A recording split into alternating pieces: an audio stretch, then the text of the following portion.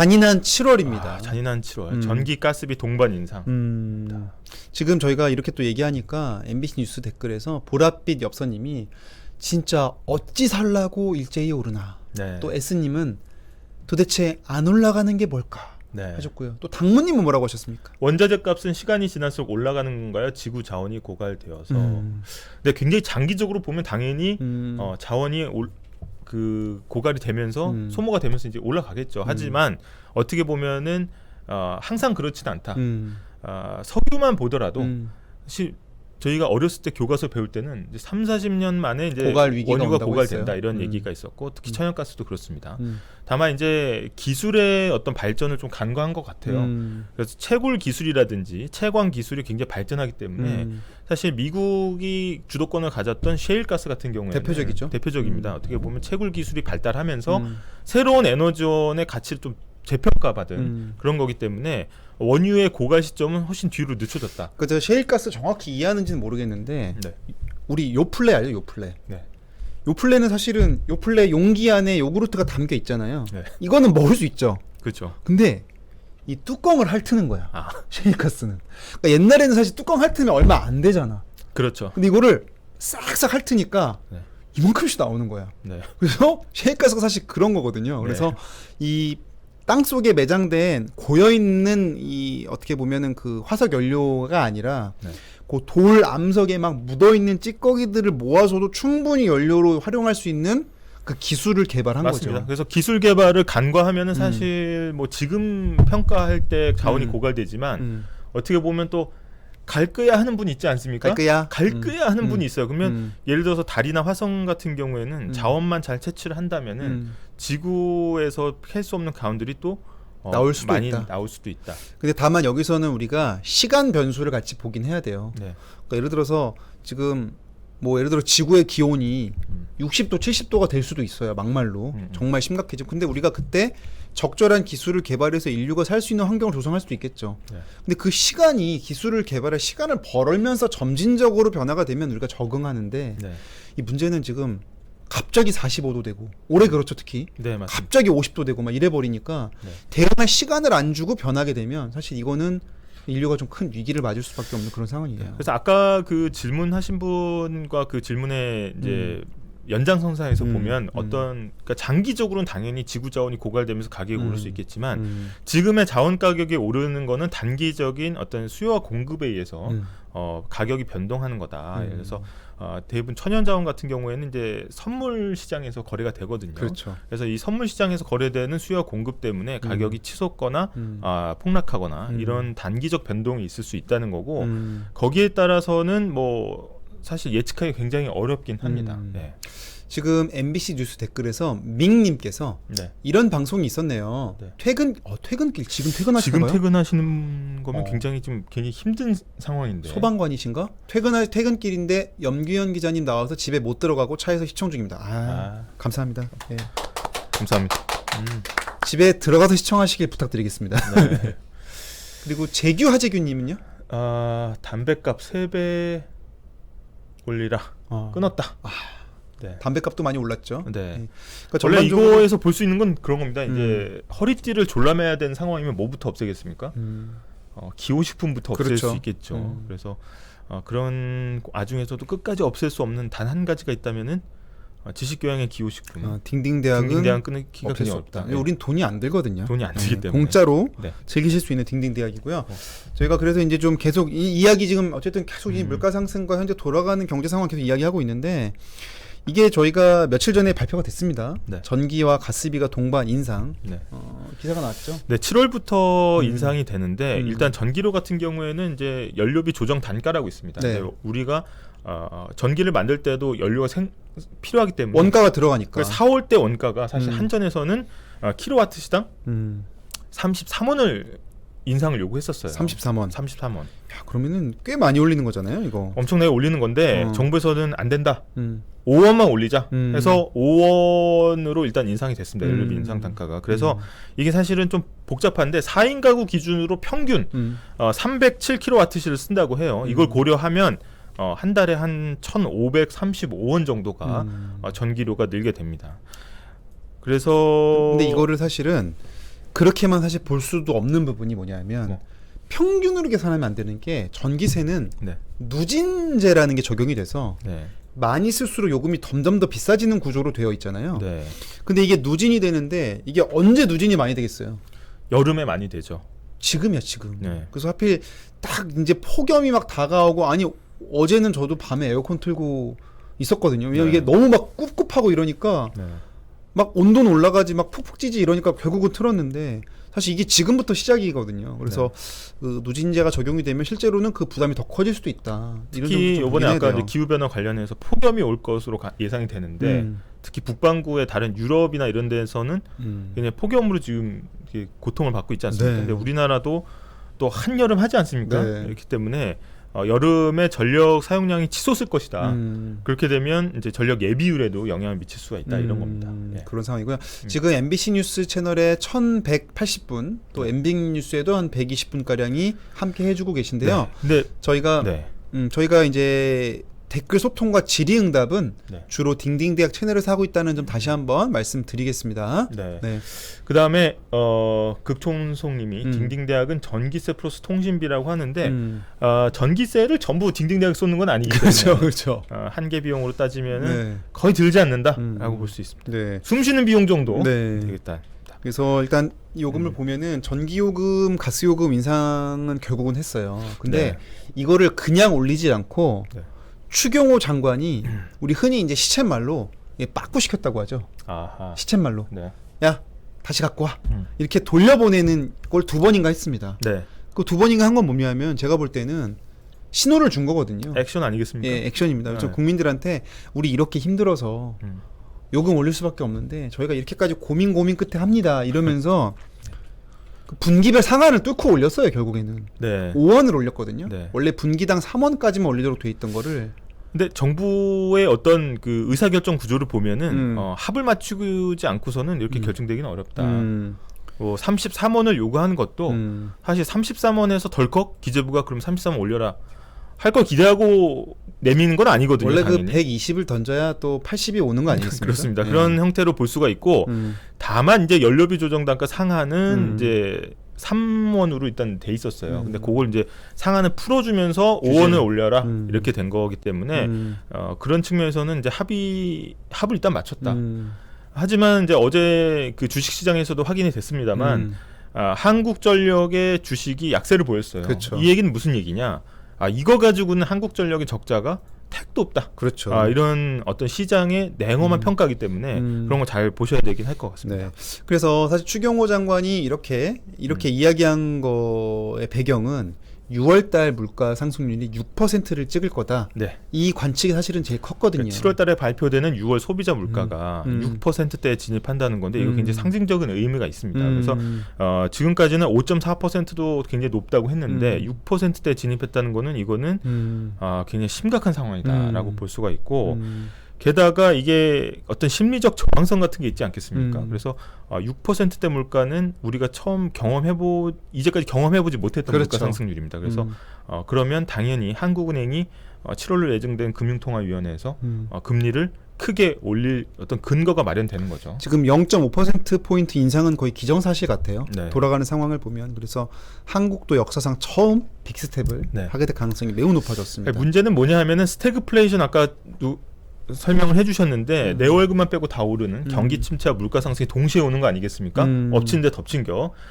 그런 징조가 그대로 지금 나타나고 있어요. 지금 기업 경기 실사 지수라고 있어요. 7월 달에. BSI. 근데 이게 이제 어떻게 보면 서베이 형태, 이제 조사를 하는 거예요. 야, 어떻게 살만하냐? 어떻게 물어본 거지. 투자 좀 할래 말래 뭐 이런 건데 이게 92.6포인트를 기록하면서 100 아래로 주저앉았습니다. 이 얘기는 뭐냐면은 경기 침체가 올 거라고 기업들도 굉장히 불안해하고 있다는 거죠. 그렇게 따지면 물가는 오르는데 경기 침체가 보이는 전형적인 스태그플레이션 상황이 오는 거고 어떻게 보면은 지난해 1월 이후에 1년 6개월 만에 최저 수준인데 지난 1년 6개월 전에 뭐가 있었습니까? 1년 6개월 전에 코로나가 한창 한복판을 지나고 있었죠. 그쵸. 그렇기 때문에 거의 지금 거기에 비견되는 경기 침체 상황이라고 할 수 있겠습니다. 그렇게 봐야 될 것 같고 아직은 미밍님께서 안 불러주셔서 그냥 끄고 집에 들어와서 다시 PC로 켰는데 불러주셨네요. 감사합니다. 약간의 시차가 있기 때문에 하셨고 네. 이어서 바로 또 하나 올라왔어요. 딩딩 대학으로 왔습니다. 좆댓 구할. 네. 그러니까 저분이 이제 발음 조심해야죠. 청각만 네. 하시다가 네. 당당하게 수강하신 거야. 네. 수강 축하드립니다. 수강 축하해요. 예. 감사합니다. 미밍님 감사합니다. 처음이 어렵지 그 다음부터는 계속입니다. 근데 또 초삐님 딩하. 딩하. 예. 방학했는데 딩딩 대학은 방학이 없네요. 방학이 어디 있습니까? 예. 지금 방학할 때가 아니에요. 지금 경제 상황이 그럴 상황이 그런 아닙니다. 열정 굿 해주셨습니다. 너무 감사드리고요. 네. 그래서 좀 이어가 보면은 저희가 어쨌든 공공요금 인상 얘기는 이제 충분히 했어요. 네. 했는데 임금 인상 얘기 안 할 수가 없습니다. 임금 인상 얘기 안 할 수 어제 없고 또 폭탄 발언이 하나 나왔습니다. 추경호 경제부총리가 가뜩이나 기름값이 올랐는데 기름을 붓는 발언을 했어요. 그래서 이게 임금 인상을 좀 자제해달라 이런 얘기를 했는데 이거는 굉장히 제가 볼 때는 실언에 가깝다. 왜냐하면 높은 임금 인상으로 고물가가 일어난다는 약간 그런 메커니즘 하에서 얘기를 한 건데 인과관계가 지금 반대로 돼 있고 어떻게 보면 이걸 좀 한쪽에 편을 들지 않고 조화롭게 조율을 해야 되는 경제부총리 입장에서 약간 좀 많이 나간 발언 아니냐. 그리고 이게 그러니까 정확히 어제 상황을 복기해 보면 네. 어제 추경호 경제부총리가 한국 경영자총협회 경총이라고 하죠. 네. 그러니까 재벌 회장님들을 만난 자리에서 네. 뭐라고 했냐면 임금 인상이 너무 경쟁적으로 인재 유치한다고 너무 많이 올린다. 그러니까 적당히 생산성이 올라갈 만큼만 올려달라 뭐 이런 식으로 이야기를 했거든요. 그렇죠. 근데 아까 제가 좀 부적절했다고 얘기하는 건 뭐냐면 이 행사 자리가 한국 경영자총협회인데 그러니까 예를 들어서 이제 근로자 대표위원이라든지 노동계 인사를 만나서 상황이 이렇게 어려우니까 임금 인상을 최대한 좀 억제해주면 어떻겠느냐라고 부탁하는 거는 어느 정도 뭐 경제부총리로서 설득이 가능한 부분이라고 보여요. 하지만 한국 경영자총협회 가가지고 임금 인상 하지 말라는 거는 아니 근로자한테 물어보지도 않고 그렇지. 거기 가서 올리지 말라고 하면 사실 좀 황당한 상황일 수 있겠죠. 근데 이게 더 논란이 됐던 건 뭐냐면 하필 오늘이 최저임금 결정 시한입니다. 아니, 다 엮여 있어요. 지금. 예, 그래서 이게 사실은 큰 그림을 같이 봐야 돼요. 그래서 네. 지금 노동자 측에서는 이제 최저임금을 10,000원 이상은 올려야 된다. 이제 수정안이 1,340원인가요? 1,300원. 12% 인상 네. 주장했고 경영자 측에서는 1%만. 1%니까 1,000원을 10,000원을 넘기지 않는 9,260원 네. 수준입니다. 그 그래서 정도로 타협하자고 지금 서로 맞붙은 상황에서 네. 경제부총리가 경총에 가서 이제 얘기를 한 거잖아요, 지금. 네. 그래서 법정 마감 시한이 이제 29일 오늘까지입니다. 오늘 새벽까지도 사실 7차 전원회의가 계속 이루어졌는데 8차로 넘어오면서 사실 수정안 제출하고 계속 이제 협의를 해나가야 되는 과정이에요. 그렇죠. 그런데 이 상황에서 약간 이제 경영자총협회에서 얘기를 했다는 건 좀 부적절했다고 보이고 저는 게다가 일단은 기본적으로 하반기에 임금 인상 요구가 본물처럼 터질 거라고 보여요 지금. 그거 이미 스탠드업에서. 한국은행이 예견을 했습니다. 네, 네. 터질 것으로 보여요. 그러면 여기서 어느 정도는 사실 임금 인상을 감수를 해야 된다. 그렇지 않고서는 사회가 폭발하지 않겠어요? 그렇죠. 그래서 이게 어떻게 보면은 그냥 하반기니까 올려달라고 해야지 이런 수준이 아니고 기본적으로 외부 경제 환경이 굉장히 어렵기 때문에 고통 분담 차원에서 그렇죠. 어떻게 보면 양측이 좀 짊어져야 되는 짐을 경제부총리가 너무 성급하게 한쪽에다가 시그널을 준 거 아니냐 이렇게 볼 수가 있겠습니다. 다만 추경호 경제부총리의 어떤 이제 의도를 짐작하자면 그런 것 같아요. 왜냐하면 지금 굉장히 기업별로 양극화가 굉장히 심한데 잘 나가는 기업들이 그냥 자기들만의 어떤 경영 수지를 분석해서 임금을 확 올려버리면 뒤에 따라가는 어떤 중견기업이나 중소기업 입장에서는 못 따라가지. 못 따라가는 상황이 벌릴 수 있고 그러면 양극화도 심해질 수 있다라는 걱정은 제가 충분히 이해가 되겠습니다만은 어쨌든 지금 최저임금을 가지고도 협의가 안 된 상황에서 상당히 좀 부적절한 시그널이었다. 이렇게 지금 보입니다. 뭐 삼성전자나 하이닉스 같은 데는 네. 초봉을 700을 올리고 막 그러거든요. 네. 그럼 700이면 한 달에 거의 50만 원 이상씩 더 올려주는 거라서 네. 상당히 임금 인상이 좀 가파르게 진행되고 있는 건 사실입니다. 올릴 수 있죠. 당연히 이제 우수 인재를 유치하기 위해서 올릴 수는 있지만 그거는 이제 기업의 사정인 거고 경제부총리가 한쪽 편에서 임금 인상 자제해달라고 얘기한 거는 별로 좋은 시그널은 아니었다고 보입니다. 지금 말씀드리는 순간 딩딩대학 채널에 9분, 네. 100명을 넘어섰고요. 또 MBC 뉴스 채널에서는 지금 2,000명 넘는 분이 함께해주고 계십니다. 박수 한번 가시죠. 감사합니다. 예. 감사합니다. 네. 지금 도널드 트럼프님이 12,000원. 나 이 형님 내가 봤잖아 옛날에. 내가 거기 가가지고 하노이 가서 봤어 이분. Make salary great again 하신 거예요 지금. Make salary great again. Make America great again 맨날 이러시잖아요. 이분이 너무 감사합니다 좋아. 도람프님. 풍채가 좋아. 내가 봤거든 지금 가서. 제가 근데... 또 형님 성대모사 좀 되잖아요. 아 돼요? 트럼프. 한번 해보시죠. 그 트럼프 형님은 특징이 있어요. 네. 오바마 형님은 공부 잘하셨잖아. 하버드 나오고 변호사고 잘 나갔어. 그러니까 사람들이 항상 이렇게 축켜 세워주는 걸 많이 했어. 그래서 막 오히려 겸양이 배 있어. 됐어. 뭐 있어 뭐. 그럼 약간 그리고 그러면서도 은근히 말할 때는 살짝 약간 잘난 척이 나와. We have to find a way to work. 이러면서 약간 자신 있게 말해. 그치. 오바마 형님은. 근데 트럼프 형님은 기업인 출신이잖아요. 공격을 많이 받았어. 왜냐 의정 경험이 없거든요. 야, 너 TV 쇼 나오던 사람이 뭘 한다고 정치를 해 이런 공격 하도 많이 받으니까는 그거야 다. 야 그만 좀 해. 충분히 알았어. 그래서 뭐라고 해요? I know. 이게 되게 많아요. 네. 죄송합니다. 한편의 어떤 모노 드라마. I know. 보여드리면서 영 총장의 모노 드라마를 보면서 어쨌든 트럼프 형님이 후원해 주셨다는 게 참 전직 영광인 대통령 그 미국 대통령도 보고 있는 채널이라는 걸 말씀드리면서 사실은 지금 이제 임금 인상 얘기를 하지만 임금 인상을 가장 세게 억제해왔던 미국 대통령 중에 한 명이라는 거를 말씀 좀 드리겠습니다. 사실 이제 딩딩 대학을 이렇게 꾸준히 보신 분들은 이제는 웬만한 뉴스가 나오면은 이렇게 외치실 수 있어요. I know. 네. 다 알아 이제. 그렇죠. 그러면 다 안다. 그 마지막으로 하나 제가 포인트를 짚어드리면 물가 인상, 공공요금 인상이 명시적으로 인상되는 건 훨씬 발견하기가 쉬워요. 네. 그런데 기존에 있는 혜택이 사라지는 건 굉장히 발견하기 어려울 수 있습니다. 그게 있죠 지금. 그게 있습니다. 슬금슬금 나오고 있어요. 지금 특히 한전도 있죠. 한전도 있고 지금 이제 전기 자동차에 대한 보조금이 굉장히 많이 지급이 되고 있는데 전기 자동차 충전 요금에 대한 할인이 굉장히 세게 있었어요. 그런데 이런 것들이 연장이 되지 않고 조기 종료된다. 이런 기사가 나오고 있습니다. 그러니까 할인해 주던 걸 안 하는 것도 어떻게 보면 요금 인상과 비슷한 거예요. 그렇죠. 근데 우리가 그런 거는 모르는 경우가 많다는 거고. 그래서 이제 뭐 그 지출 구조 조정이라고 하지 않습니까? 근데 기재부에서 예산을 깎아라 이러면 예산을 깎는 건 굉장히 좀 어려우니까 이 지출을 줄이는 방법이 있습니다. 또 그러면 어떻게 보면 예전에 해줬던 뭐 관세라든지 그쵸. 관세 혜택이라든지 이런 것들을 조용히 슬그머니 없애버립니다. 그렇군요. 그럼 어떻게 보면 그렇게 되면 굉장히 그냥 소비자 입장이나 사실상의 어떤 사실상의 임금 인상과 동일하다. 요금 인상인 거죠.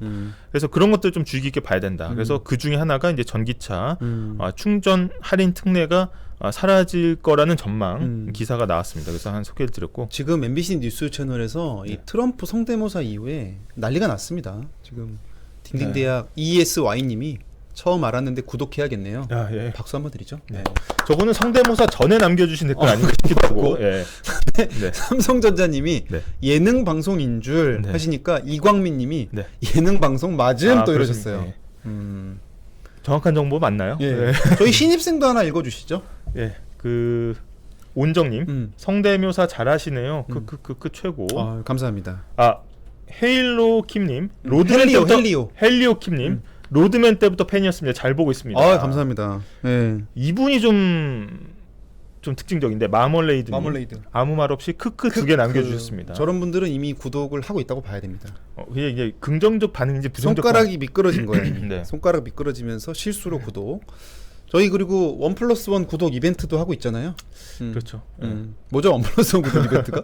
아니 뭐 본인만 좋은 것만 보라고 나 혼자 좋지 말자. 그렇죠. 친구도 데려오자. 선한 영향력. 그래서 이 널리 좀 알려달라는 차원에서 저희가 1+1 하고 있고요. 저희 그렇게 해서 일단은 공공요금 인상과 그 배경, 또 어제 추경호 경제부총리의 임금 자제 요청과 최저임금 인상 진행 상황, 전반적으로 이제 마지막 한 줄 정리를 해보면은 거대한 물결이 지하에 흐르고 있죠, 이렇게. 잘 흐르고 있고. 원자재 충격으로 인한 물가 상승과 서민 생활의 고통 이런 게 흐르는 상황에서 여러 가지 문제들이 전례 없이 터지고 있다. 이렇게 정리해 볼 수 있을 것 같습니다.